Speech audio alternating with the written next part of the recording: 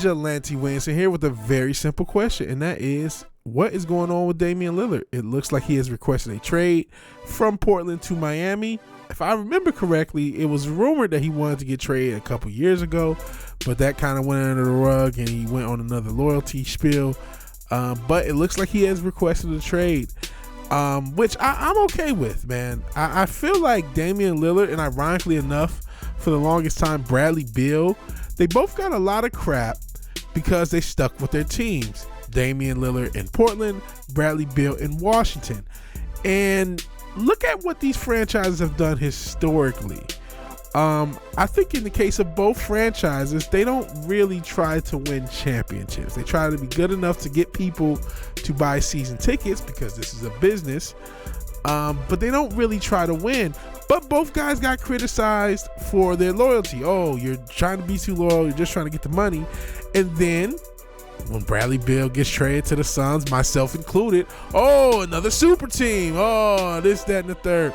And the same with Damian Lillard. He has been criticized. Oh, he's not really loyal. He just wants the money and jack up shots in Portland. He just cares about numbers. He cares about this and anything else. Then he requests a trade. Oh, another super team. Another guy couldn't win on his own. And it's like people want things both ways. That was kind of the point in my Brandon Miller video. It wasn't to get Malika Andrews off the hook. It was to ask, what do we want?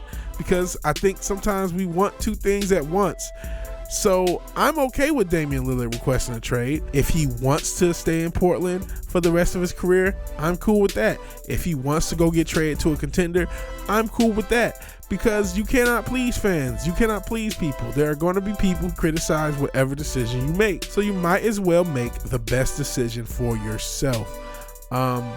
Listen, as much as we joke about KD slithering as a snake and all these jokes, if he would have stayed with OKC, what would we have said? Oh, he's just loyal and he's not going to go anywhere, because that's what we said about Dame and Bradley Beal. Oh, they don't care about winning. And then when they try to put together a bunch of super teams, oh, they're too soft. They can't win without other players. So it's like, we really do want it both ways. We really do. And as far as these franchises, look at what the rosters for the past 20 years for both Portland and Washington have looked like. Let's start with Washington. Got to go back almost to the Michael Jordan era, right? They had Michael Jordan, and you had Rip Hamilton there for a little bit, and then you had Stackhouse. He was traded for Stackhouse. Shout out to the Pistons. 04 Pistons, yeah. But yeah, you had, one star and some supporting cast, but it was just enough to get season ticket holders.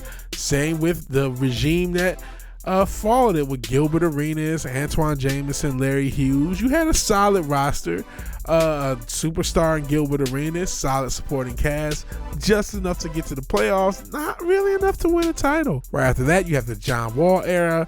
Then you get John Wall and Bradley Beal. And then after John Wall gets injured and you finally trade him, then you just Bradley Beal for the past few years. And that was the way the franchise worked. You see a pattern, right? Same ownership. One real superstar, some supporting cast. Maybe we'll make the playoffs, maybe we won't. But we have a reason to draw in season ticket owners. And think about this, that can kind of continue on, because now they've essentially traded Bradley Beal for Jordan Poole. And now Jordan Poole can potentially rebuild himself there. He has as many shots as he needs to put up whatever numbers he needs, and that'll probably draw in more season ticket holders. Listen, speaking of Michael Jordan, a lot of people say, oh, he's a fool of an owner. He's such a terrible owner, forgetting that he bought a franchise for $275 million and is reportedly selling it for $3 billion. I know we think sports is about some noble something and, oh, it's about integrity. For everyone else involved, it is a business. And so if you own a franchise and you can build a team that's just okay but has a superstar, you can still make a lot of money. That's what a lot of people don't get when we keep criticizing these players for wanting to go with winning teams. Every team is not trying to win. Now, I'll give Portland a little bit more credit. Their roster has been a little bit more deep from the 2000s on. Of course, you have, speaking of the aforementioned 04 Pistons, the Jailblazers, so to speak, with Rasheed Wallace, Bonzi Wells, and the end of Scottie Pippen, and some other players, a lot of talent. in the 2000s, had a chance, went to the conference finals, lost against the Lakers, made it a 7-game series where they could have got eliminated earlier. So they, that's probably the best chance Portland had in the past 20 some odd years. It's a little more extended. And then eventually it gives way to the Brandon Roy era. They had a nice little roster. They had a nice little solid roster around him, but then he has injury issues. Obviously, the Greg Oden pick didn't work out, even though for the few games that he did play, he was actually pretty solid. Pretty above solid, honestly. Look at Greg Oden's numbers. You're like, damn, if he really played, he would have been what they said he was. But that didn't work out, but they eventually get LaMarcus Aldridge, and they have a nice little run with him. And then, of course, Dame and LaMarcus Aldridge kind of team up, the rookie era Dame. Then when they get rid of Aldridge, they have Dame and CJ McCullough for a few years, made it to a conference finals, couldn't make it over the hump, then traded and got rid of everyone on that team. Because, again, you don't really want to win a title. You really don't want to pay into the luxury tax. You really don't want to pay everything it takes to win a championship. You just want to be good enough to make the playoffs. And then after that, they eventually traded away CJ. And then you have the past few years with Dame just jacking up shots. Even though there's some young players, obviously good. Obviously, they got Scoot. They got Anthony Simons, who's been like a long-term project they've had for the past 5 or so years.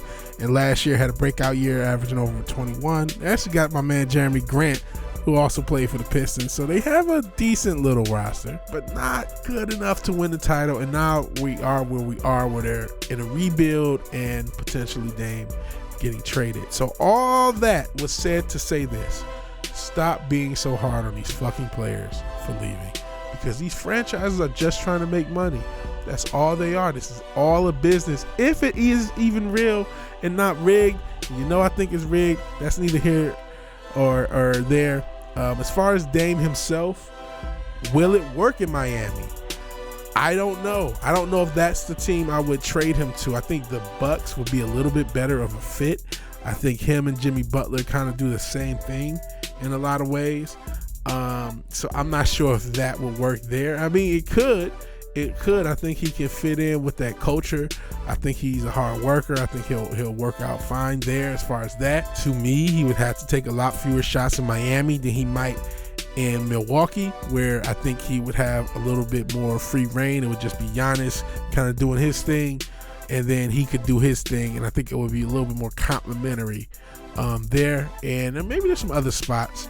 I mean, obviously the Lakers, everyone wants to put somebody with LeBron, so there's that. So there's maybe a few other places he could go, but he wants to go Miami. So we will see what happens.